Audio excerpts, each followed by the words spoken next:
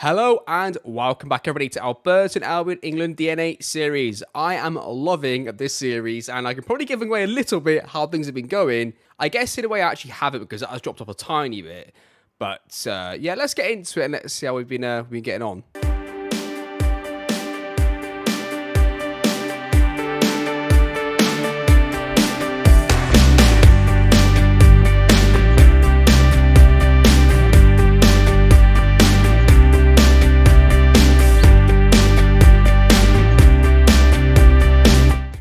Welcome back, everybody. So we are still in the top 4 race, which is good news. We are comfortably ahead of 5th and with the game in hand. We're not in the best form. I will mention that right now, but I hope that we're going to survive just enough towards the end of the season to get ourselves that 4th place. I mean, any European football is great, any European football. But when you get so close to the top 4, you'd obviously like to cement that. And yeah, today's episode, we're going to play Manchester City away, Leeds at home, and Chelsea away. 3 quite tough. I mean, Chelsea are 14th, Leeds are 19th. Maybe it's not as tough as I was going to make out for a second there. Yeah, we got a good chance. We've got a lot of tough away games to go, but we've got a chance here. We do play Arsenal away. So if Arsenal can get to within 3 of us going into that last game, that could be a problem, potentially. But I've got to be honest, despite the little... a few defeats here and there, I think we've got a really good chance. I mean, the only really poor result in all of those matches, I think, was the defeat at home to Palace, which is the most recent game. That was the most worrying one, especially as it came after a few games we started to drop points. So after that game, we did a squad team talk. We got a friendly in during the international break. Now we play City away, followed by the 2 tough games following that. And yeah, so it's all to play for. There isn't too much to show you in terms of I guess, like, what else could happen. So this episode, you're going to get your 3 matches in here, plus you're going to see the youth intake at the end of the episode. We're going to round off with the youth intake at the end. I will save the player development reviews either for the end of the season or, like, this season. The matches actually mean something all the way through, and in this one, we've got the player youth intake right. So I almost feel like I want to save the development reviews for moments in the series where there isn't much else to talk about, which is end of the season. Obviously, we want to see a roundup of the year before, and also it gives us a long enough time to see the attributes actually change. I think at one point in the series, one of the reasons I started to not do them every time was that there just wasn't anything to show you really in terms of, there was a few players, of course, but in reality, you weren't missing too much. Now, a few people have requested to see some previous players, and see how they've been getting on. So we're going to start off by looking at them, I guess, first. So we don't lose too many players against our will. But we've lost a couple. I'll admit that. We've lost a couple. I didn't really want to lose Aled Harrison. But Aled Harrison, there he is at the moment in terms of his attributes. He's been playing pretty well for Maccabi Tel Aviv over in Israel. Doing a very good job for them. Pretty solid, pretty consistent. And if I could sign him back, I would. Now, somebody asked me the question, would I sign players back? And originally, at the start of the series, I thought no. Then I thought, okay, maybe. And now I don't know. Right now, right this second, I'm thinking no. I don't want to sign any players back. I will likely only do that if I feel like I have to for the sake of the series. But right this second, I don't feel like I need to sign any of the players that we've sold. Aled Harrison is a good goalkeeper. He would be the backup to Luke Norval. And he was always bloody injured. So cheers for your services, Aled, but you can stay where you are for now. The other player, of course, the other big one, the only really big one, is Justin Parker-Trott. Now, would I have him back in the squad? Yes. Would he get in the team? No, he wouldn't. He wouldn't get in the first team. Every attacking midfield player is better than him. Like, I would say that that Tom Kiernan, I would prefer over him. I think I'd even prefer Dylan Wilson, just in this specific tactic, in the way that he plays. But maybe he would get in close in line with him. And then Kojo Kwame is infinitely better than him, as is Abdi Banim, who's also fantastic. So, I mean, wing-back, would he get a wing-back? Yes. He would likely be a good backup wing-back to Brennan Hughes. That is really it, though. You know, he wouldn't really get into the team anymore. What you should probably, I guess, factor in a little bit with Justin Parker-Trott is since 2029, we sold him, he hasn't changed at all. If anything, he might have got slightly worse. So, you see, the England DNA was holding him all together, making him a great player. And he stagnated. He's at Brentford now in the Championship still. He's got back into their first team. Incidentally, he did drop out their first team for a little while. He actually was a backup player for them in their first year when they came down. But he's got back into it this year. But before that, he had every year with Brentford was in the Premier League. Every year. He was in their starting 11. I think every year he was in their starting 11 and he still stagnated, right? So that's it's interesting, isn't it, with Justin Parker-Trott? That's and it's not like he's had a massive drop-off the last 2 years. I've been following him myself. I've not been sharing it with you on camera. He hasn't changed at all. So, yeah, there you go. Some of you are asking about that. There's your update. Don't think there's anybody else you really want to see, but if there is, do let me know. Some of you were requesting that. So let's get the first team back out. And Abdi Baneem's injured. We had a couple of injuries recently. Bloody 3 weeks. I didn't realise that. Kwame goes there. Kieran goes there. That will do nicely. I think that'll be the team we go with. Yeah, we'll cover actual player development attribute stuff at the end of the season. But just in terms of performances off camera, I would say that Kwame is going strength to strength. Oxby goes through spells where he doesn't score at all and then scores a couple like closely in a row. But I would say Kwame's been the most effective player along with Baneem. But I'd say Kwame's been, as you can see, 11 goals, second highest scorer and the team highest player that's not a striker. And he's been very, very good off of camera. Brendan Hughes is still effective at wing-back, which always surprises me when you look at his attributes. Like dribbling of 10, he's not lightning fast for a wing-back, but he does the job. And has been pretty good still in that department. Tom Stevenson-Ford has been excellent every time he's been asked to play. And it does get to a stage where I almost want to replace one of the three in here with him to try and get him some minutes, but it's also hard because, you know, it would cost us points. And us costing ourselves points would cost us potentially top four. Ben Evans had to come and play goalkeeper a little bit. I think off camera this was. So Luke Norville got injured. I put in Jamie Craig for a couple of games. The first game was okay. Second game, he conceded like 4 goals and 4 shots. So I put Ben Evans in, who I thought on his attributes and looking at how other players have developed, I thought he'd be a very good, not really a proper late bloomer, but somebody who looked like maybe they were going to fall just short of being a starting player, would then develop into a good one. So I decided I was going to throw him in because he could only do as bad as what went before, and he had more potential, right? So he went in, he did a good job. My only concern with selling Harrison is that with Norval, I do think we're a little light on backup goalkeeper. So I was really hoping Ben Evans would step up to the plate, and he is now. And of course, he does actually play for the 21s when Norval is fit, because there is no other goalkeeper actually in the 21s. Let's quickly run through the youth teams. 21s are currently around mid-table, doing okay. They're surviving.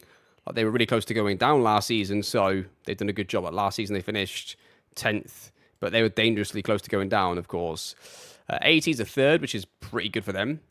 They always seem to get in that sort of zone there. Who's getting the goals for this team? Finley Troft, Justin Fuller, both banging in the goals, the 18s.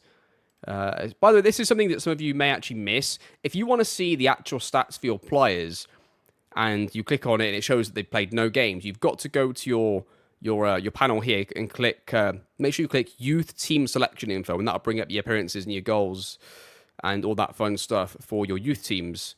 That's how you can see it. As you can see, Alistair Bevan's absolutely tearing it up in the 21s, is he? As is Eddie Perry. So there you are. Some good players in there. Why is he not? What are you doing? Like, just play the star youngsters. Oh, he hasn't been playing him, to be fair. It just didn't seem like this second. In fact, no, Lee Huxley's banging in the goals. Missed that, didn't I? Just write this. Oh my goodness me, he's improving. I thought he was going to be good. I thought the coach had misjudged this guy, and I think I'm going to turn out to be correct with that by how he's late developing. But yeah, it looks pretty good. I feel like I've covered most things for you, apart from giving you a proper attribute development reveal, which we'll leave for the end of the season. In terms of following episodes, we'll do the 3 here, and I think we'll just do the last 3 games of the next episode, because we'll do these 3 games here plus the youth insight. Yeah, let's do that.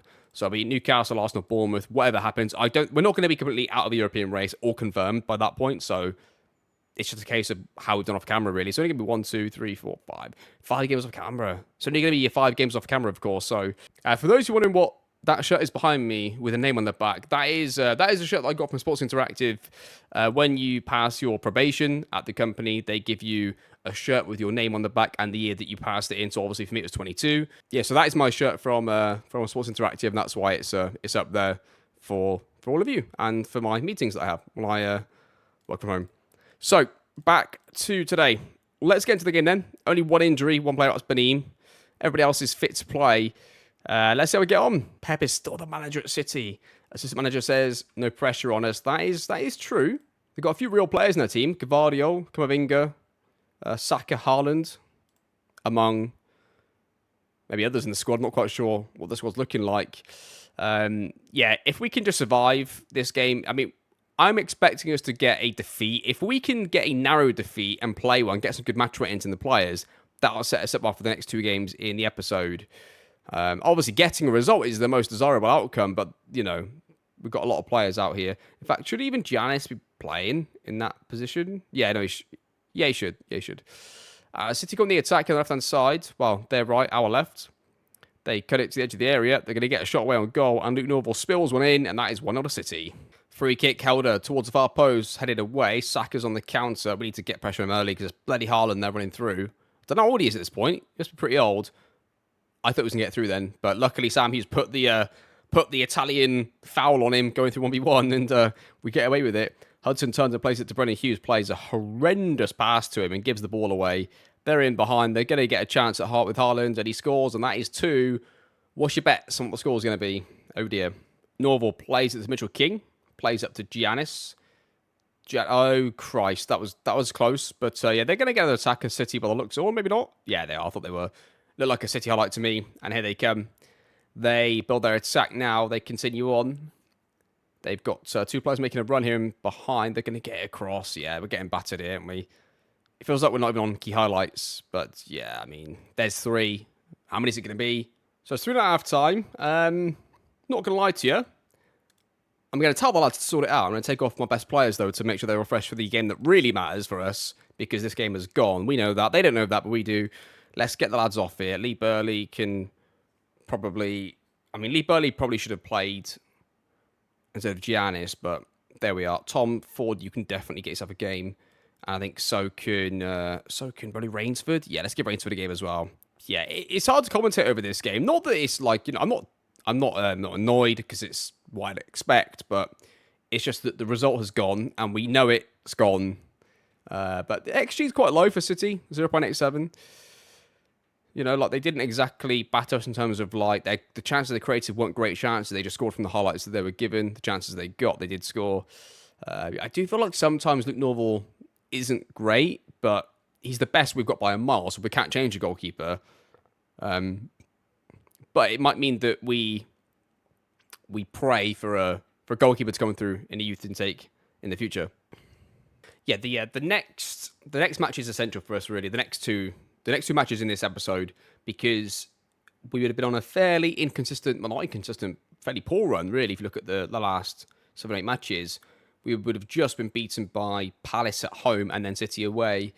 And it's really our last chance. If we don't pick up a result in the next 2 matches, we could go on a significantly bad run, and that will probably put top 4 at risk.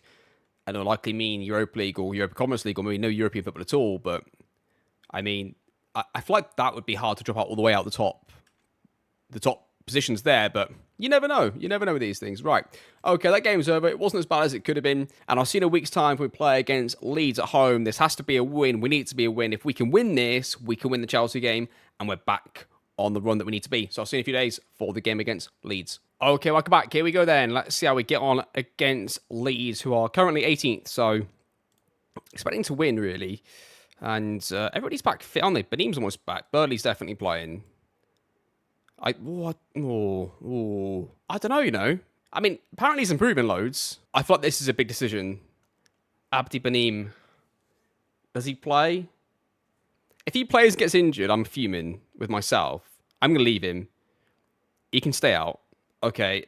I know it's not a Moneyball save, but I just want to see who has got the most win percentage. I just want to see who's got the highest win percentage. Hang on. Right, here we go. Game win ratio, which is win percentage right here. Burley versus Giannis. I'm covering Giannis for you. Let's put next to each other just for a second.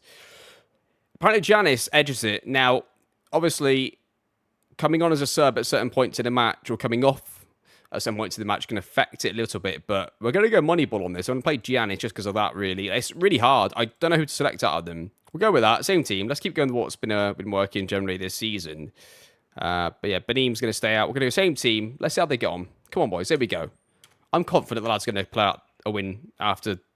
They've had a great start, you know. They've had a great start to the season. It's only 1 defeat to Manchester. Well, it's not that defeat, is it? It's the problem. It was the subsequent performances before that and results before that. the Crystal Palace defeat at home, which was really disappointing. This is a big game, this. If we lose this, we have to accept that we are in a rut and we are in trouble, basically. If we can win, we can get ourselves out of it, no problems. We need to get a result here. A draw. We're not going to draw the game. We're going to lose or win this, I reckon. We're going to win or lose. We're going to come out of this run, or we're going to put ourselves... Kwame goes through. Go on, Kwame. Oxby. Yes, come on. 1-0 to Burton Albion. Oh, get in the top four. Here we go. Champions League football's on the cards. I mean, what a ball. And Oxby says, do you know what, don't worry, boss. I haven't scored a little while, but I got you. I want my £100 million move to somebody, so I'm going to score some goals again.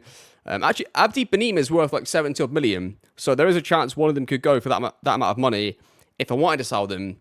If I wanted to sell them, of course, but there is no benefit to me in selling them whatsoever, especially now we're in the Premier League, so we've already got the Premier League money coming in and European money now. So, yeah, their chance to leave the club has gone until their contract is over. And I don't really want to see them leave even then if we can affect that. Basically, have to hope at some point in the next few years, if we can keep ourselves in Europe, there's 1 year where... No. Thank God for that. There's 1 year where... everybody else that's interested in them loses interest just temporarily. We have a good season, and they're willing to re-sign with us. That's all we need. That little opening, and then, like a Viper, we get in there, we tag another 7-year contract onto them, and their career is over. And well, it's not over. It's over in terms of in for a move. What a goal that is! Oxford Hudson, take a bow, lads. We're going to Europe. Get the European bus ready. The Burton bus is coming. Yeah, good ball. This ball across into Kwame. I think it was a good ball. It was an aerial switch behind him. It is against all the coaching manuals that you would do, but it worked. So we'll take it. 2-0. 2-0 half time. We are going to say, keep it going. And you could do even better, lads. We're not quite happy with this. We want to see even more. Really, privately, I'm actually happy with what they've done. Howder can come off here. Let's throw on Lockwood because I think we're going to win this game. Aaron Oxby's getting a little tired. Let's take him off. Let's put on John King. Let's throw on Polo for Kiernan. Kwame off. Dylan Mawson can go on. That's a bit of a risk if they score, and they've got pretty decent XG as well. I'm sort of, I'm taking the piss a bit really with that, all those changes. Oh no. No.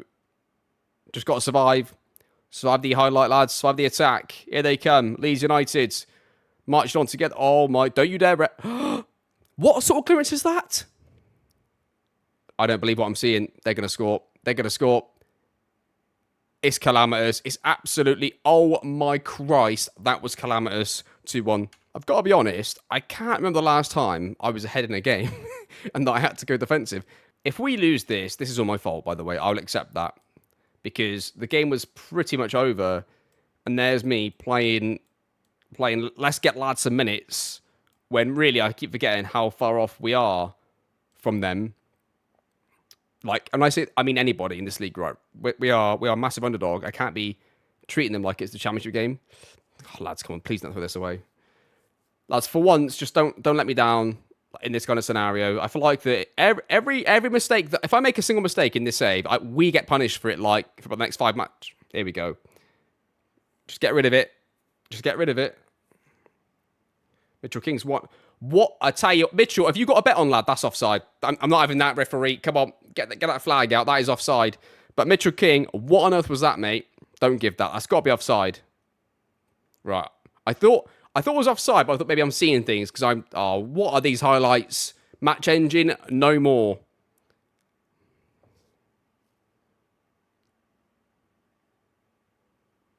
Can you feel the inevitability of this?